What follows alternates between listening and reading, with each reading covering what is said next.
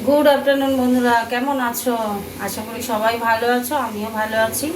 চলো আজকে রান্না করব কি বলতো, মাছের মাথা দিয়ে পুঁই শাক করবো। এই যে পুঁই শাকটা সিটি মেরে নিয়েছি, আর মাছের মাথা দিয়ে পুঁই শাক বানাবো। পুঁই শাকটা অনেকদিন পর পুঁই শাকটা করছি। আজকে অন্য সময় নিরামিষ পুঁই শাক করি, তো আজকে মাছের মাথা দিয়ে করব। চলো দেখতে থাকো মাছের মাথা দিয়ে পুঁই শাকটা বানাই। ওকে চলো, গ্যাস জ্বালিয়ে দিয়েছি, কড়াই তেল দিয়ে দিচ্ছি। মাছের মাথাটা ভাজবো, ভেজে নিয়ে তারপরে পুঁই শাকটা বসাবো। তেলটা একটু গরম হতে থাক, গরম না হলে মাছটা ভাজবো। তো তেলটা একটু গরম হোক। তেল গরম হয়ে গেছে,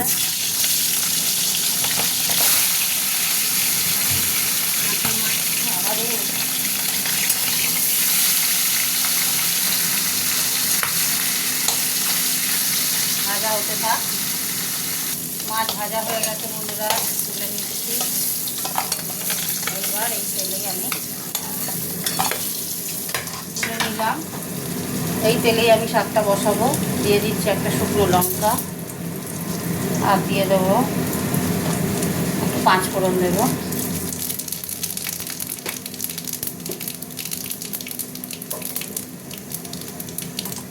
এবার দিয়ে দেবো পেঁয়াজ।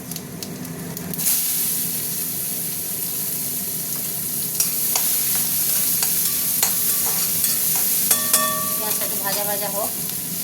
পেঁয়াজ ভাজা হয়ে গেছে, মশলা দিলাম, আদা রসুন বাটা দিলাম, হলুদ গুঁড়ো দিয়ে দিলাম, আর লঙ্কা গুঁড়ো একটু দিয়ে দিলাম। এবার অল্প করে একটু নুন দেব। আগে নুন দিয়েছি, তাও একটু দিতে লাগবে, এই নুন দিয়ে দিলাম। এবার মশলাটা কষার পরে তারপরে শাকটা দেবো। এই মশলাটা কষতে হবে। তার মধ্যে এখানে পুঁই শাকের সাথে সিদ্ধ করে টমেটো দিয়ে দিচ্ছি।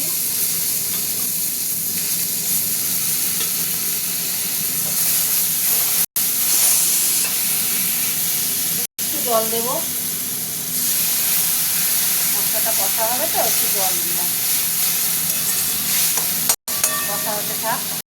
মশলা কষা হয়ে গেছে বন্ধুরা, এই পুঁই শাক ঢেলে দিলাম। আর সঙ্গে এই যে মাছের মাথাটাকে ভেঙে টুকরো টুকরো করে নিয়েছি, এটাও দিয়ে দিলাম।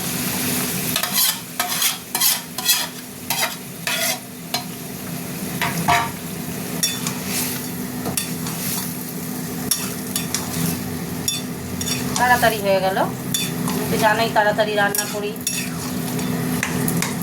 সব দিয়েছি, মিষ্টি দিতে হবে। পুঁই শাকে মিষ্টি না দিলে তো ভালো লাগে না। চিনি দিয়ে দিলাম।